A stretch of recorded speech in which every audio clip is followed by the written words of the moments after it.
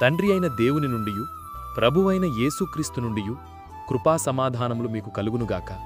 ఈరోజు దేవుడు తన పరిశుద్ధ గ్రంథంలో నుండి మనకనుగ్రహించిన నేటి దేవుని వాగ్దానము 2వ తిమోతి పత్రిక 2వ అధ్యాయము 7వ వచనం. అన్ని విషయములు యందు ప్రభువు నీకు వివేకమనుగ్రహించును అని దేవుడు ఈరోజు మనతో మాట్లాడుతున్నాడు. నా ప్రియ క్రైస్తవ సహోదరి సహోదరులారా, దేవుడు వెల్లడి చేసిన ఏ మంచి విషయమైనా అర్థం చేసుకుని పాటించాలంటే నీకు వివేకము చాలా అవసరము.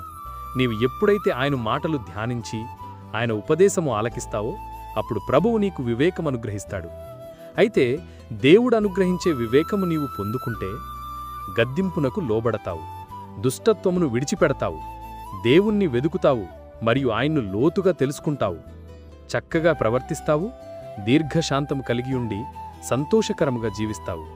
నా ప్రియ క్రైస్తవ సహోదరీ సహోదరులారా, ఏది మంచి ఏది చెడు అని ఆలోచన కలిగి ఉండటమే వివేకము. అజ్ఞానమనే చీకటి చేత చెడిపోయిన ఈ లోకములో నీవు చెడిపోయి అజ్ఞానిగా జీవించకుండా మంచిగా జీవించే వివేకమును దయచేయమని దేవుణ్ణి అడిగితే ఆయన తన ఆత్మ ద్వారా నీకు ధారాళముగా దయచేస్తాడు.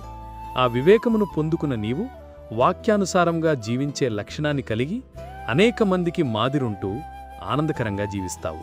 తద్వారా దేవుని దృష్టిలో మనుష్యుల దృష్టిలో హెచ్చింపబడి ప్రసిద్ధుడై మహాఘనుడిగా ఎంచబడతావు.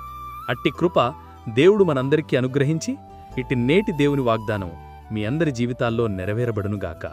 ఆమెన్. ప్రార్థన.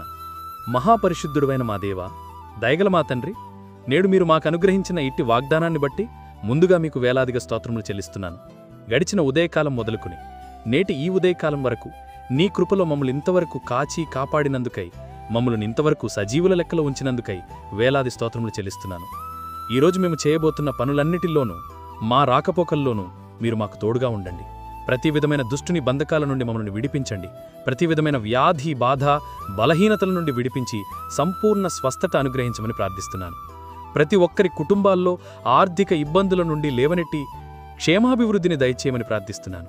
ప్రతి ఒక్కరి జీవితాల్లో శాంతి, సమాధానం, నెమ్మది దయచేసి మీ కృపలో భద్రపరచమని నజరేయుడైన యేసయ్య నామంలో ప్రార్థించి వేడుకొనుచున్నాను నా ప్రియ పరలోక పరమతండ్రి. ఆమెన్. దేవుని కృప, ఆయన నిత్య సన్నిధి, కాపుదల సదాకాలం మీకు తోడై నడిపించునుగాక. ఆమెన్.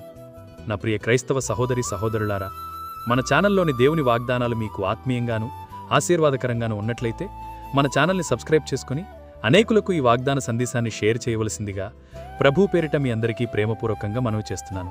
దేవుడు మిమ్మల్ని దీవించునుగాక. దేవునికే మహిమ కలుగునుగాక. ఆమెన్.